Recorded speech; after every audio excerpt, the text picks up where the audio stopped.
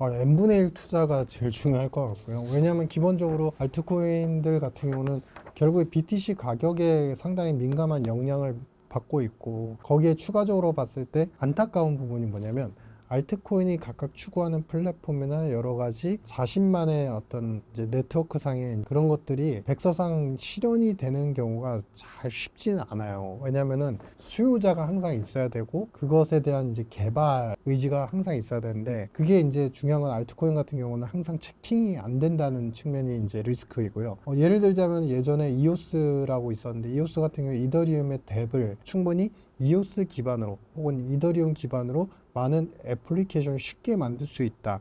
그것에 도전하는 것이 가스비라고 하죠. 전송비라는 것을 줄이면서도 이오스가 그거를 대체할 수 있다라고 했는데, 그 뒤로 이 이오스 플랫폼에 대한 진전도가 상당히 더뎠고, 그래서 가격이 또 급락을 하고 사실 소외가 됐어요. 그만큼 리스크를 우리가 고려를 충분히 해야 된다.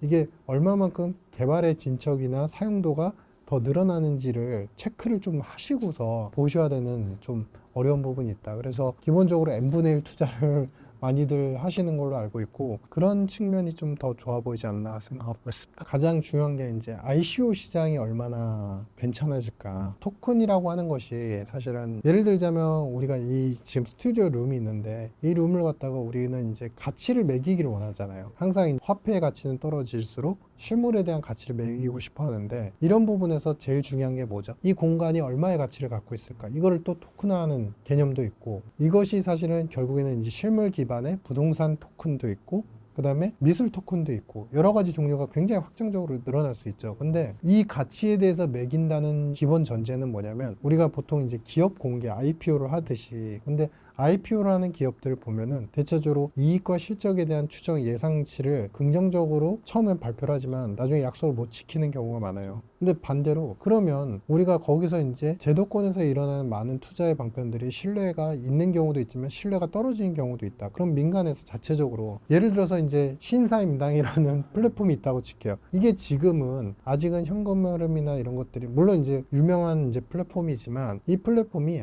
앞으로 더 많은 가치를 얻을 수 있어. 그렇기 때문에 우리가 기업 공개를 해야 돼 라고 하는 측면에서 봤을 때 그게 쉽게 이루어지나요? 안 되죠. 그러니까 민간의 개인이 혹은 자영업자가 혹은 소규모 비즈니스라는 개인 자체가 자신의 가치를 입증하기 위해서 ICO를 하고, 그걸 통해서 시장에 뭔가 접근하려고 하고, 거기서 자기가 가치를 높이는 부분을 충분히 가격으로서 매김하고 싶다는 그런 욕구에서 출발한 게 ICO라고 판단이 되고, 그러면 이 ICO 시장은 어떻게 보면 IPO에서 못다 했던, 규제 때문에 안 됐던, 하지만 가치를 충분히 낼 수 있는 기업이나 개인들이 충분히 개인의 가치와 가격을 갖다가 증명할 수 있는 중요한 계기가 될 수도 있다. 물론 거기서는 더욱이 이제 획일화된 기준 잣대가 없기 때문에 진짜 가치가 제로로 갈 수 있는 리스크까지도 염두를 해야 되겠죠. 하지만 전체적인 전 세계의 분위기는 모든 것들이 디지털화되고 가치를 매기는 그런 형국에서, 예전에 페이스북 리브라 기억하시죠? 그런 부분들이 결국에 모두 다 토큰화되고 디지털화되는 추세선에서 ICO 시장도 의미를 그렇게 갖고 있었던 것 같다라고 판단합니다.